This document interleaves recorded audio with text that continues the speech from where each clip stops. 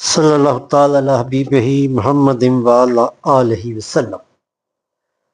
حضرت ابو ہریرہ رضی اللہ تعالی عنہ نے کہا کہ رسول کریم صلی اللہ تعالی علیہ وآلہ وسلم سے سوال کیا گیا کہ کون سا عمل افضل ہے؟ آپ صلی اللہ علیہ وسلم نے فرمایا اللہ تعالیٰ اور اس کے رسول صلی اللہ علیہ وسلم پر ایمان لانا۔ عرض کیا گیا کہ پھر کون سا عمل؟ فرمایا اللہ تعالیٰ کی راہ میں جہاد کرنا۔